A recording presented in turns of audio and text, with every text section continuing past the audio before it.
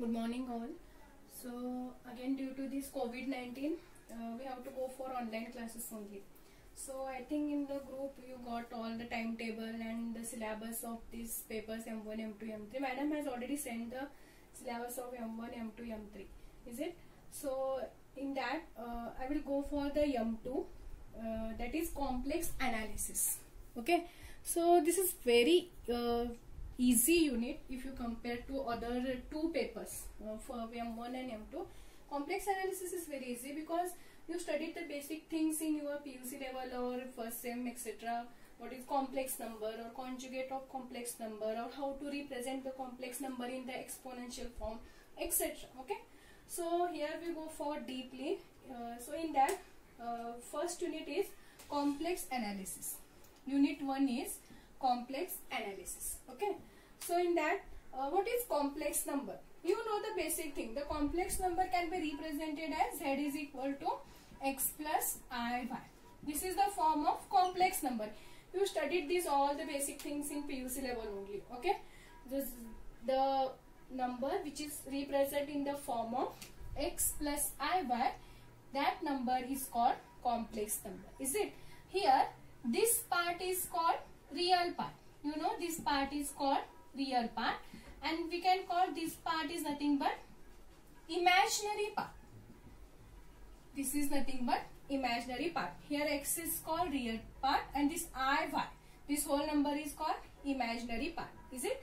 And here x and y, if you take only x and y, these are the real numbers.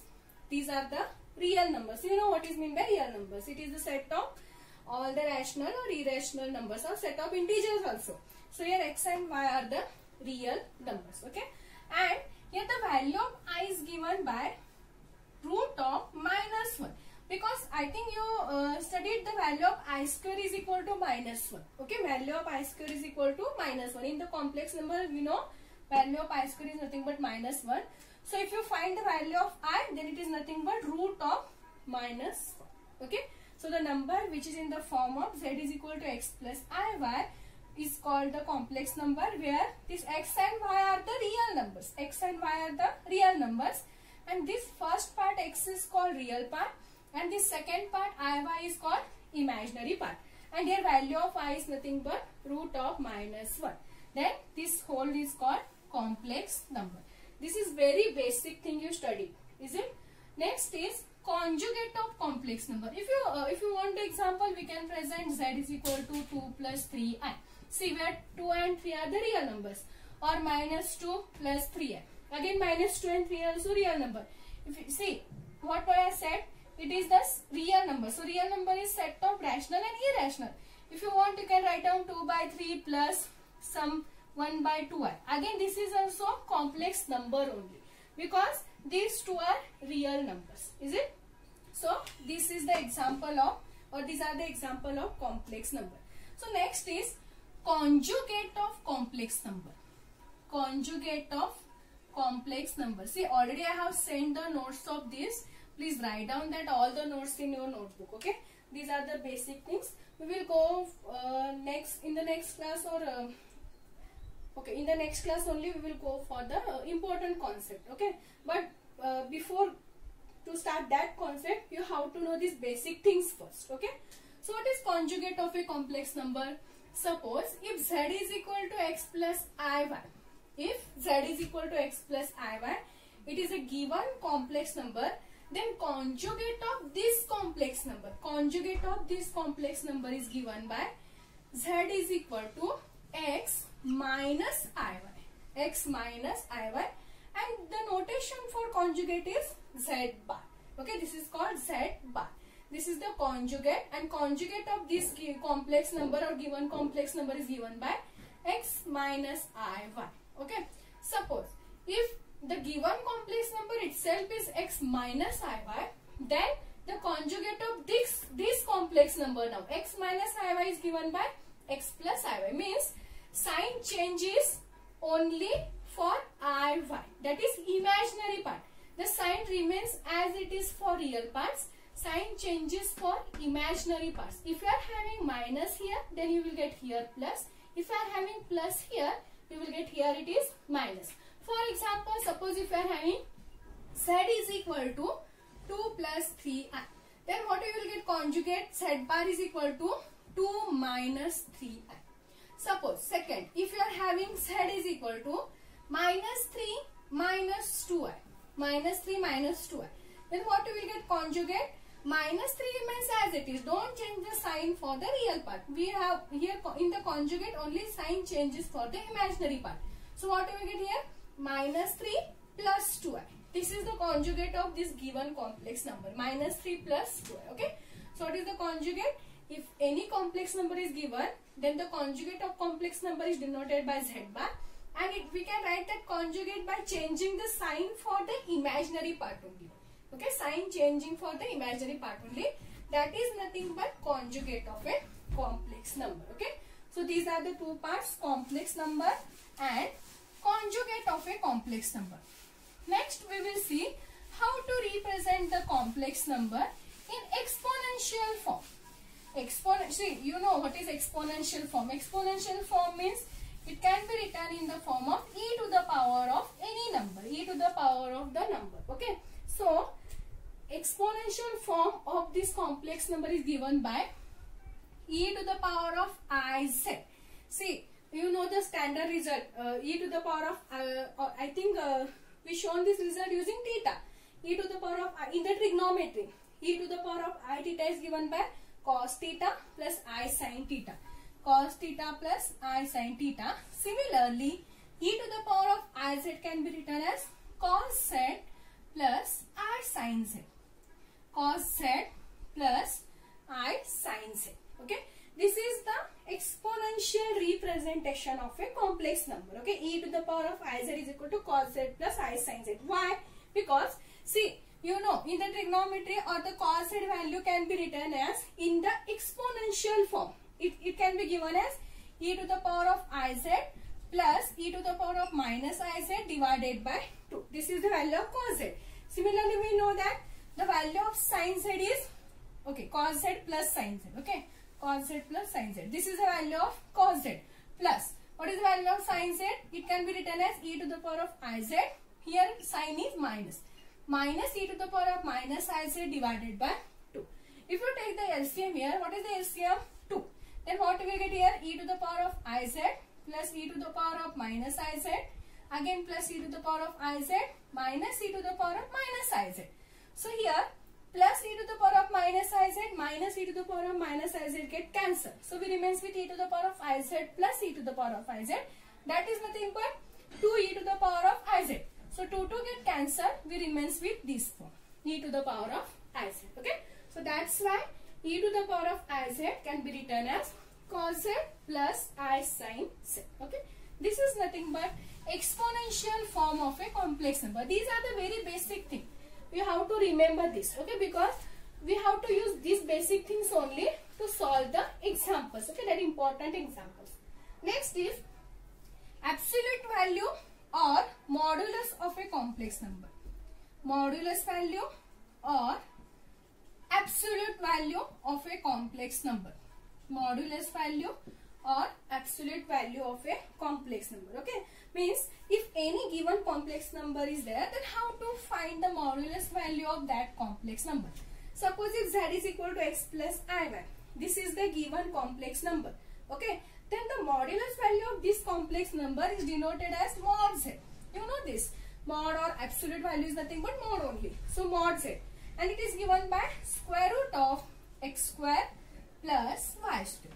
Mod z is equal to square root of x square plus y square. Okay, this is modulus value, or we can call it is nothing but absolute value of a given complex number. Okay, if z is equal to x plus iy is a given complex number, then modulus value is given by square root of x square plus y square. Okay, sum of this real numbers, sum of square of this real numbers. Okay, now suppose if you are squaring this, what you will get? Mod z square. If you are squaring this, square root get cancelled, so we remains with only x square plus y square. Okay, we can write this is nothing but x plus iy into x minus iy, because if you solve these two brackets, see, it is in the form of a plus b, a minus b. Okay, And you know the formula a plus b, a minus b can be written as a square minus b square. So what we will get here? X square minus I square y square. Is it? But what is the value of I square? It is nothing but minus 1. So minus into this minus, what you will get? Plus 1. So you will get x square plus y square. So that's why we can write x square plus y square is nothing but x plus iy into x minus iy. Okay. And we know that x plus iy is the complex number. So we can write this is nothing but z. This is the given complex number only. Okay. What is x minus iy? If you see, we will if the sign changes for only imaginary part, that is nothing but conjugate. And conjugate is denoted by z bar. Okay. So we can write mod z square is nothing but z into z bar. Please remember this result also. Mod z square can be written as z into z bar. Okay, z into z bar. Where z is the given complex number, z bar is the conjugate of that given complex number. Okay, that is the modulus value of a given complex number. This is important result. Modulus of z square is z into z bar. Please remember this result. Next is polar representation. See, you know, if the word polar is come, which coordinates are come? In the polar equation, we will use r and theta. Is it? So, how to represent the given complex number in polar form? Suppose, if z is equal to x plus iy is the given complex number. Okay. Then, substitute in this equation, x is equal to r cos theta and y is equal to r sin theta. Okay, let us see what we will get. X's value is r cos theta plus I into y value is r sin theta. Okay, if you see these two equations, these two terms, we will get r is common. If you are taking r is common, we remains with cos theta plus I sin theta. Is it? So this is r. Cos theta plus I sin theta. Just I have seen how to represent cos theta plus I sin theta. It can be written as e to the power of I theta. Because the expansion of e to the power of I theta is cos theta plus I sin theta. So z is equal to r into e to the power of I theta is the polar representation of a complex number. Okay, where this r is nothing but in this equation we can call r is modulus value. R is nothing but modulus value. That is just I have seen square root of x square plus y square. And theta is nothing but we can call theta is amplitude or argument of z. Let us say amplitude. Okay, theta is nothing but amplitude of z. Amplitude of z. And the value of theta can be given as tan inverse of y by x. Tan inverse y by x. If you find or if you substitute tan inverse y value and x value, you will get the value of theta. So z is equal to r into e to the power of I theta is nothing but polar representation of a complex number. Okay, where please remember how to find the value of r. It is modulus value, so it can be given as square root of x square plus y square. See, the given they can give the complex number. In that r value is x square plus y square. Theta value can be found using tan inverse y by x. Okay, so this is about polar representation of a complex number. Z is equal to r into e to the power of I theta is nothing but polar representation of a given complex number. Okay. Next, some properties are there. Properties of modulus. Okay, very easy. See, I think you studied this with respect to real numbers in first sem or second sem. Real numbers. Okay. Same properties we can apply for the complex number also. So, modulus of z1 into z2 can be written as modulus of z1 into modulus of z2. Same property can be applied for the complex number also.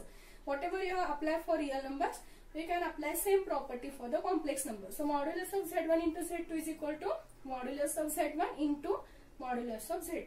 Second one is sum. Modulus of z1 plus modulus of z2 is always less than or equal to modulus of z1 plus modulus of z2. You studied this all property with respect to real numbers only. Okay. Next, modulus of z1 minus z2 is greater than. If you minus sign comes, then it is greater than or equal to modulus of z1 minus modulus of z2. Okay. Next property is if your number is in the form of mod of z raised to n.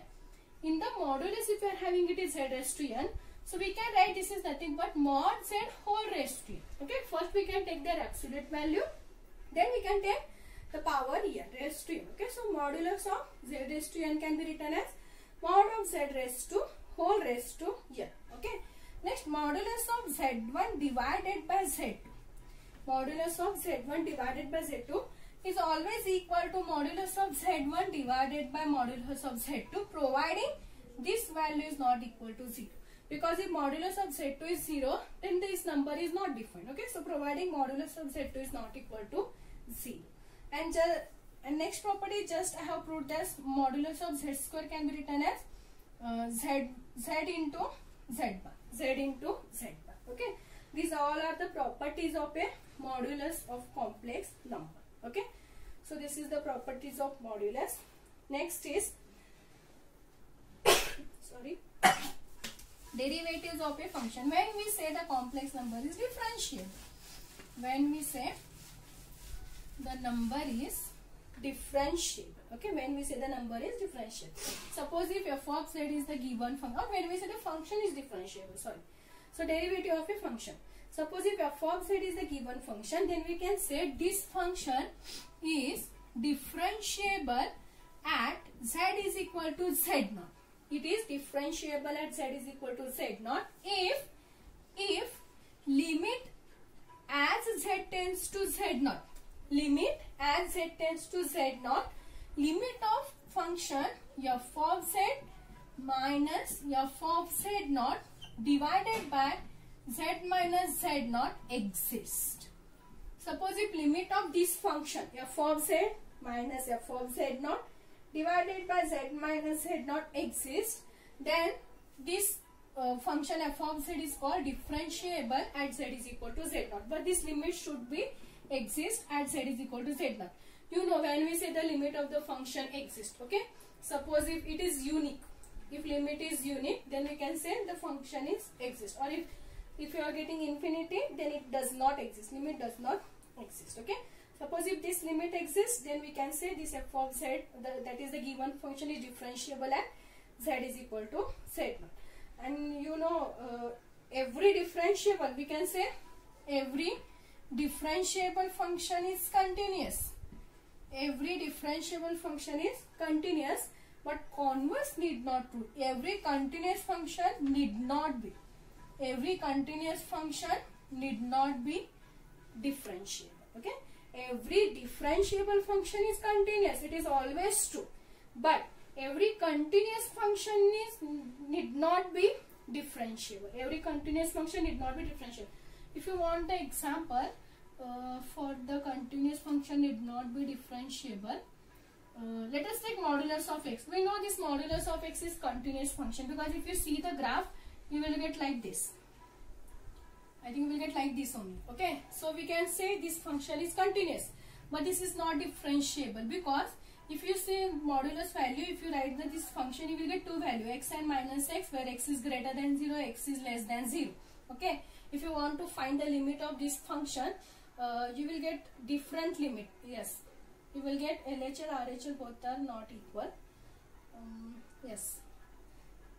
So limit does not exist. If limit does not exist, means we can't say this function is differentiable. Limit does not exist, so function is not differentiable. Okay. So every differential function is continuous, but every continuous function need not be differentiable. Okay. So this is about the differentiable function. See, they can ask the example like, if f of z is equal to e to the power of iz, if f of z is equal to e to the power of iz, okay, and you know where z value is nothing but x plus iy.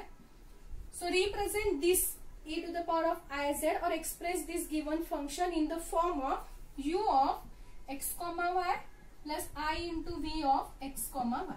If f of z is equal to e to the power of iz and z is given by, that is x plus iy, then express this function in the form of u of x comma y plus I into v of x comma y. Okay, what is given? F of z is equal to e to the power of iz. Substitute the value of z, e to the power of I. What is z? X plus I y. Multiply I inside. What you will get? E to the power of ix. I into I. What you will get? I. Okay. Yes. What you will get? I into I. No. sorry, it is e to the power of z only. E to the power of z. Sorry.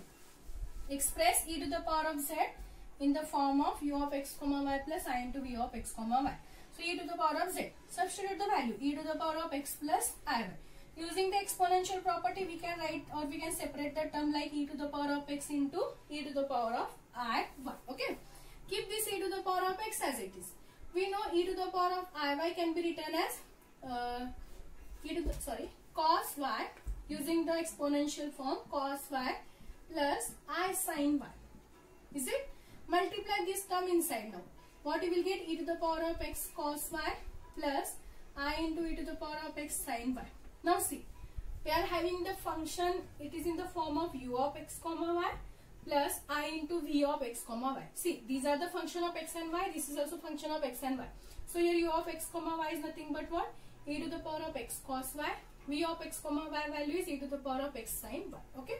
So we can express this e to the power of z in the form of u of x comma y plus I into v of x comma y. Similarly, if 1 upon z is there, same question. Here f of z is 1 upon z, then express this function in the form of u of x comma y plus v of x comma y where z is not equal to 0. Okay. Substitute the value, what we will get? 1 upon x plus I y. We are having only one term. Rationalize this. What you will get? X minus I y divided by x minus I y. You know what is meant by rationalizing. Multiply and divide the term by changing this sign. Okay. So x minus I y divided by x minus I y. What you will get numerator is x minus I y. And what you will get denominator? See, this is in the form of a plus b, a minus b. And you know, if you multiply these two, what you will get? X square plus y square. Now we can separate the term. First term is x divided by x square plus y square. Second term we can separate like plus I into minus y divided by x square plus y square. Because if you multiply these two again, you will get minus I y only. We want it is in the form of u of x comma y plus I into v of x comma y. That's why I have taken here plus sign. Then here it is minus sign. Now it is in the form of u of x comma y. See, this is the function of x and y. This is also function of x and y. So this is in the form of u of x comma y plus I into v of x comma y. Okay. So these, whatever just I have seen, these all are the basic things only. Okay. Using these all the basic things, we will see the important concept. Okay. That is analytic function. That is very important concept. Analytic function, Cauchy-Riemann equation. Okay. And one theorem is there. So that we will see in the next class.